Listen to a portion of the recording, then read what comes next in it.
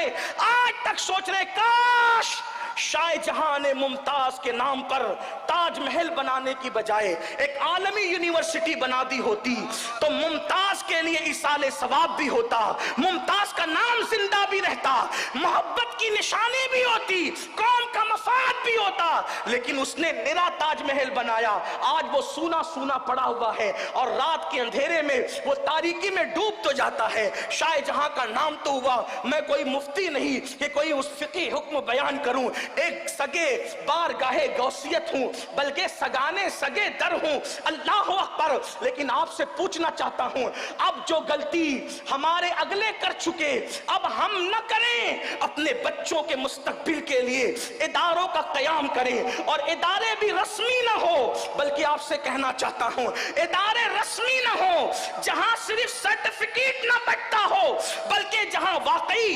انسان بنائے جاتے ہوں. کیونکہ میرے آقا روئے زمین پر اچھی عمارتیں بنانے نہیں آئے تھے بلکہ میرے آقا روئے زمین پر اچھے انسان بنانے آئے تھے. صفا کے چبوترے پہ بیٹھ کر رسول اللہ نے جو انسان بنائے آج اس کی مثال زمین پر نہیں ملتی.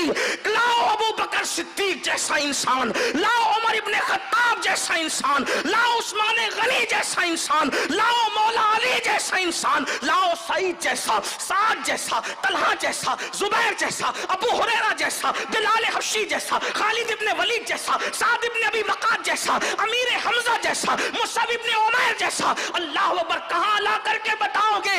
اللہ کی عزت کی قسم میرے نبی نے وہ انسان بنائے, ان میں مقتدی نہیں تھے, وہ صرف رسول اللہ کے مقتدی تھے اور وہ قیامت تک کے لیے ہر ایک کے لیے مقتدا بن گئے. میرے آقا نے فرمایا جو ان کی پیروی کرے گا وہ ہدایت پا جائے, وہ نجوم ہدایت ہے. میرے امام کہتے ہیں اصحاب نجوم رہنما ہے, کشتی ہے آل مصطفیٰ, اہل سنت کا ہے بیڑا پار. اصحاب حضور نجم ہے اور ناؤ ہے اطرت رسول اللہ کی.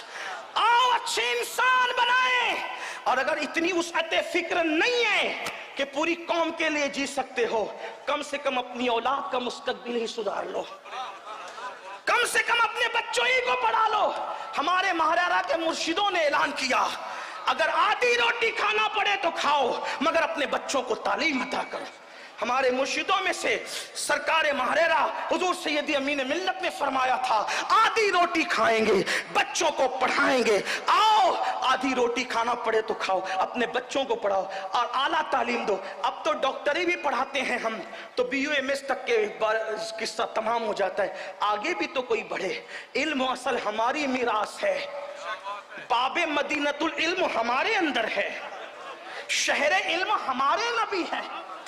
ابو ہریرہ رضی اللہ تعالیٰ عنہ کم وقت میں کثیر الروایت ہستی, اتنی باصلاحیت ہمارے اندر ہے جن کو رسول اللہ نے علم سمیٹ کر کے دیا تھا, حضور نے علم سمیٹ کر عطا کیا تھا.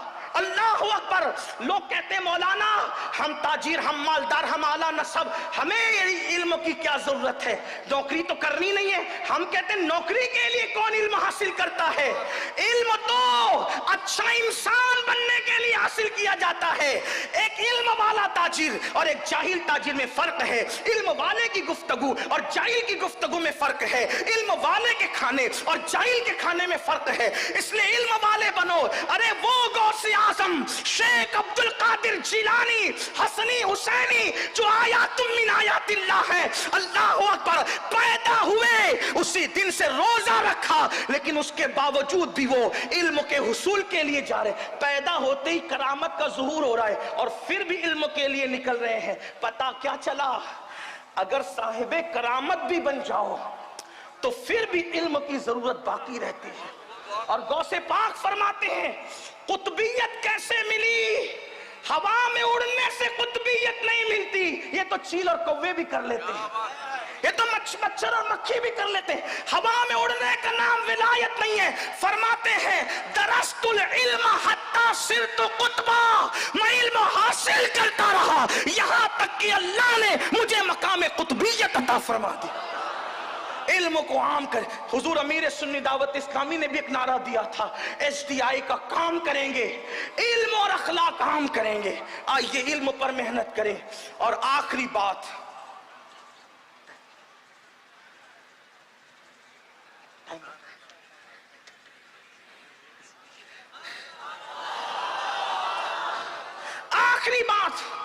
غربت، جہالت، اور تیسری چیز فحاشی.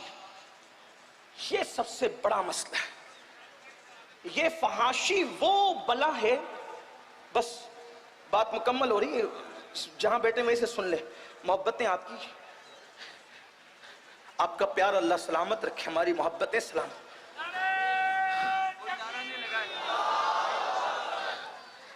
اگر ایک سیکنڈ بچا لو تو کام کا ہے.